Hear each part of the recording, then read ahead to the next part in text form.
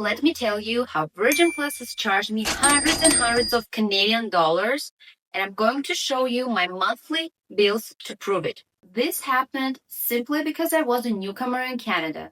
And no, this happened because I didn't read the fine print. This is a perfectly designed trap for people who have just arrived in the country. I lived in multiple countries. I traveled all over Europe, and I have never experienced mobile service this bad anywhere. Here's the part most people don't tell you. Canada doesn't really have competition in mobile service. It's basically a monopoly. There are only three real telecom giants: Bell, Rogers, and Telus. Virgin Plus, it belongs to Bell. So even though it looks like you have many options, in reality, everything is owned by the same three companies. And because of that, the service is really bad because they know you have nowhere to go. Okay, so my story started in February 2025 when I first arrived in Canada after years living abroad. So I literally have nothing because I moved from Canada when I was a child. So first thing we did, we went to the mall. You know those booths that different providers stand in and offer plans? We started with Bell. So we listened them, thanked them, and said that, okay, we'll look around and think about it. And the manager said something I still remember till this day. He said, "You'll come back." And at the time, I thought, wow, confident, huh? Turns out he was right. Next booth was Virgin Plus. There was this nice girl, super friendly, very convincing. She showed us different plans, and honestly, I didn't understand anything. My uncle was with me. He was trying to help me. Then she asked, how many gigabytes do you need? That question alone shocked me. In Russia, Armenia, in most Europe, we don't think in gigabytes. Internet is unlimited and it works everywhere, in the underground and even sometimes in the metro. So I honestly had no idea how many gigabytes I needed. So she started asking how would I use my phone, and I said, I mostly work from home on Wi-Fi, but outside I'll be using messengers, Instagram, maybe YouTube. Since I'm always traveling with my child, sometimes I give him YouTube to watch and get distracted. And she said, oh, 20 gigabytes will be more than enough. Let me tell you right now, this was the biggest scam of all time. 20 gigabytes is nothing. It's literally like a couple of YouTube videos. But as a newcomer, I didn't know that. In Russia, in Armenia, you have tons of plans. You can switch anytime. New user or old, doesn't matter. In Canada, the plans were offered as a new customer, usually never available again. Once you sign up, your app will show you 2 or 3 worse plans, less data, higher price. So if you think I'll start smaller and then I'll upgrade, don't. You will regret it. So in February 2025, I chose 20 gigabytes plan, which cost 39 Canadian dollars. Sounds okay, right? Then they say, there's also an installation connection fee, which costs 70 Canadian dollars. So in our countries like Russia, Armenia, or Europe, you just pay for your monthly plan, maybe just a tiny fee for your SIM card, and that's it. Here, you pay $70 upfront. They told me, don't worry, this comes back as a credit, $10 per month for 7 months. It still felt insane for me. Now, this is my very first bill. $39 the plan, $70 connection fee, minus $10 the credit, plus more random $2.60. I still don't know for what. But okay, I thought, fine. Then March happened. About a week or two later, I get a message that says, your number will be blocked soon. Click the link to prevent this. So I panicked. I've never seen this in my life. So I clicked the link, confirmed, and that's when the hell started. Suddenly I started getting messages, you exceeded your credit limit. Your balance is increasing. Action is required. I had no idea what was happening. So I called customer service, another fun Canadian feature. So if your account goes negative, they cut your service completely. You can't even call your own provider. In other countries, you can always call support and they will always help you. Here, good luck. So when I finally reached the customer service, they told me when you click that link, you agreed to pay for extra data once your gigabyte ran out. Extra data that equals an insane amount per 100 megabyte. So as you can see, I ended up using extra 10 gigabytes without even knowing that. And they charged me almost $200 for that. Let that sink in. 20 gigabytes, $39. 10 gigabytes extra, almost $200. I asked her, like, where was this even written in that link? She said, you should have read more carefully. So, small print, temporary link, gone forever. And this is the part that really broke me. After hours and hours on the phone, begging multiple operators, asking for managers, explaining my situation over and over again, I kept telling them the same thing.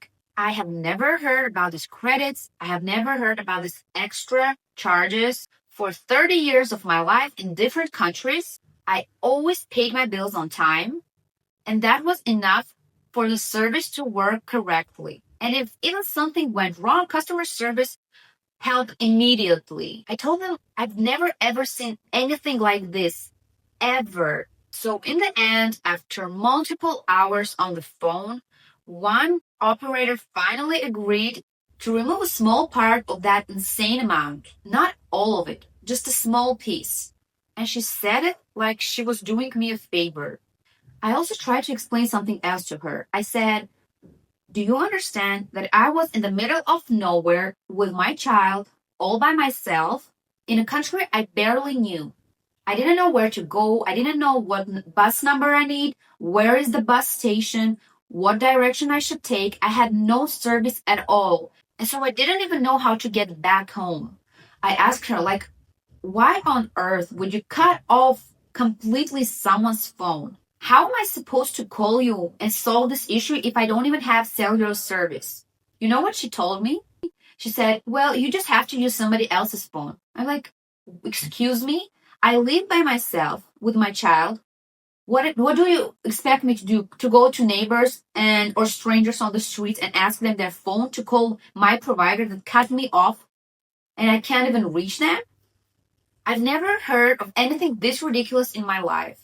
And she literally responded like reading from a script, which I'm sure she was doing. She was like, oh man, I'm so sorry this happened to you. I can't imagine how stressful it was for you. And I remember thinking, no, you have no idea. Like, you have no idea how bad it was, how much anxiety I was getting at the time, and how unsafe and helpless I felt.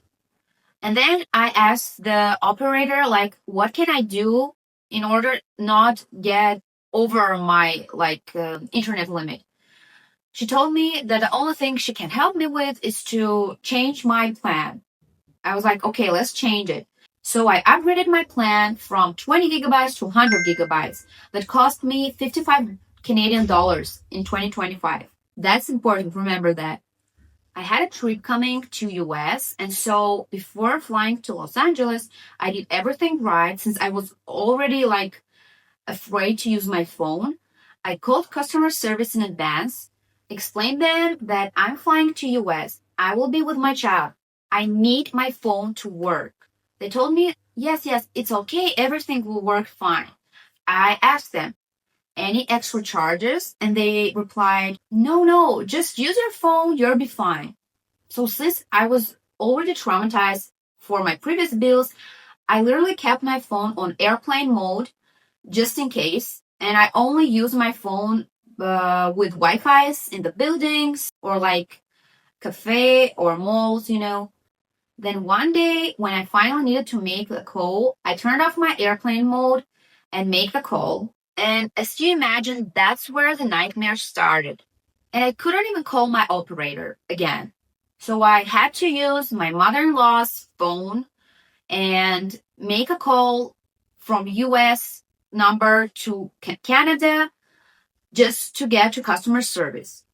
Almost immediately, I had no service at all, notifications about exceeding my credit and growing debt. So I asked again to the customer service, why did you cut off my phone? How am I supposed to call you? And you know what she told me? She said, you use all your internet. I was like, excuse me? You're trying to tell me that while my phone was on airplane mode for almost like a month, like 3 weeks, I have magically used all my 100 gigabytes? Like, that's physically impossible. Then she told me the call I made activated roaming, which costs $13 per day, not per call or per minute, per day. First of all, I told her that I called in advance their customer service, and they told me that there will be no extra charges for using my phone in US. That was a lie. Second of all, of course, I asked her, like, how can I turn off this roaming? Can you please turn it off? You know what she told me? No, no, you don't have to turn it off. It will immediately turn off after you land in Canada. I'm like, Oh, hell I was like, excuse me, I'm going to be in US for another week or two, and in that time, if even if I don't use my phone, even if I turn the airplane mode on, each day I'm still going to be charged with $13? Like, are you kidding to me? And you know, the conclusion of these multiple hours talking with multiple operators, because they just hang on the phone when they understand that I'm trying to convince them to like take off that extra money that they charged me with. And finally, this last operator told me, I'm sorry, there's nothing I can help you with. bruh. The thing is that in other countries, for example, Russia, Armenia, you can log in into your account online or like in your phone, and you can change to any plan you want by yourself. You can change, like you can turn on, turn off the roaming by yourself anytime necessary. And there are multiple, like tons of plans. And here, the customer service operator can't even remove the roaming, like turn it off. So for the entire rest of my trip, roaming was just racking up charges on my account, even though I wasn't actively using my phone. So 18 events, as they called the calls. Later, my roaming bill was 234 Canadian dollars. 234 Canadian dollars for 18 calls. I'm sorry, not calls, but 18 days. Because I didn't make 18 calls. Events are the days that I was using the roaming for. So literally after hours and hours on the phone and begging multiple operators that this wasn't my mistake, they are the customer service that have to provide me with information. And I, as their user, did my part, call them in advance and try to get all the necessary information so that I will, not get in this situation basically. And finally, they agreed to remove a small bit part of this crazy amount of money. So by May, I finally got my first normal bill. No insane extra charges, no surprises. Finally. For the first time, finally, everything looked fine. At the beginning of June, I had a long-term trip planned to my country, Armenia, where I am right now. A couple of days before leaving, I called customer service and explained that I'm going to be out of the country for a very long time, but I need my phone to get messages, verification codes, because my bank accounts and multiple different services are linked to my phone. The operator told me that, yeah, okay, no problem at all. You will get your like messages. Also, I told him multiple times that I'm traveling to Armenia just so he can check if my phone will work there like 100%. I even told him Armenia letter by letter because like he didn't know that country, which is okay. Anyways, he told me that everything will be fine. And I also asked, can we froze my number just so I'm not going to be charged each month because I'm not going to use my phone? He told me that that's not possible. Like in Canada, I guess, like if you froze your phone, that basically means that you are no longer the user of your phone number and you're just going to lose it. So instead, we just chose a like minimal plan, which was like $19 per month with around like 250 megabyte data just to keep my number active. And so I agreed because that's very important for me to keep my phone number. And guess what? For the last 6 months now, I'm paying $17, $19 every single month, and I have no service at all. It turns out Virgin Plus does not work in Armenia. What a surprise! I feel like such a loser, like paying bills for 6 months for a phone number that doesn't even work. And of course, I don't receive any verification codes, anything at all, which was a big, big problem because I couldn't get access to my bank accounts, as you can imagine. That was a whole nother story. I had to call my bank from Armenia to Canada to get like a temporary code to get into my account. Each time I want to get into my account, I have to now make a call to Canada and get a temporary code because without my phone number, like they don't give you access, I guess. And like if you watch my previous videos, you can see that I genuinely love Canada. I love so much about Canada.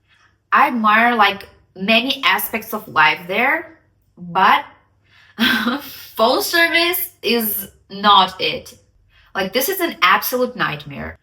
And I also don't even know which phone provider will I use when I get back to Canada because I'm for sure switching to another provider. But realistically, I also understand that the service is not going to be great anyways. But still, if you're from Canada, please let me know which phone provider do you suggest using in order not to get like scammed all the time with this extra money supplied. I know that some people who have been using Virgin Plus for many years will say that I have never ever had any issues with them. And that's great for them. But unfortunately, I did. And later, sadly, too late, I found out on multiple forums like Reddit, other forums on internet, that hundreds and hundreds of people have been scammed like I have with Virgin Plus, being charged huge amounts of money, getting trapped in a system that you can't get escaped from, and having your credit score damaged because all this is tied to your credit history.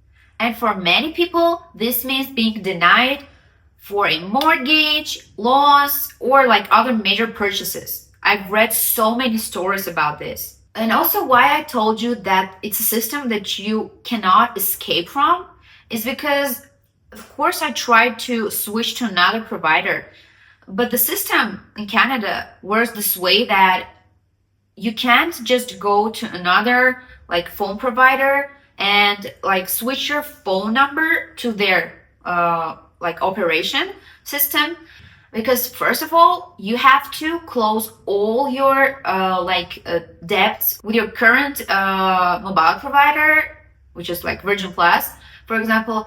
And like let's say I want to use, I don't know, like Rogers, and so Rogers sends a message to my Virgin Plus, and the Virgin Plus provider, like your current provider, has to agree for you to change it to the other operator. Like it's a whole thing, and it's not as easy. And that's exactly why for this last 6-7 months I've been paying them all my bills at time, just so when I get back to Canada all my bills are paid, I don't have any debt, and I can immediately change to another provider, because like this is literally a nightmare.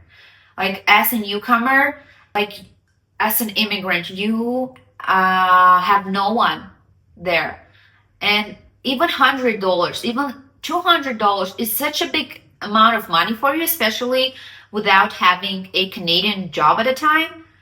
It's very, very scary. Also, the credit history being damaged, it's also scary all at once. Anxiety. Now let me draw your attention for their plans for February 2026. I checked them on purpose. So the maximum plan available online right now is 60 gigabyte for $55.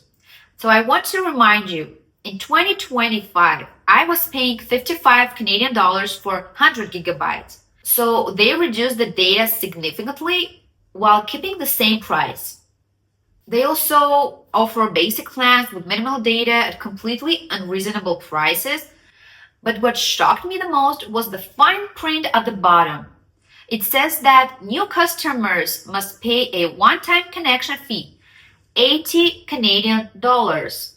As you remember last year, mine was $70, and now they increased it by another $10. This is exactly why I call this company a scam-like, and why I would never recommend Virgin Plus to anyone, especially to newcomers. So, guys, thank you for listening to my story.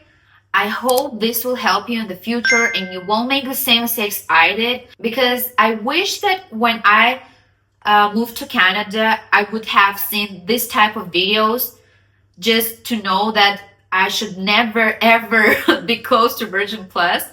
And also, once again, if you're from Canada and you can suggest me a very good and reliable mobile provider, please let me know in the comments, because I really need this information in the very close future. We will see again very soon. So bye bye.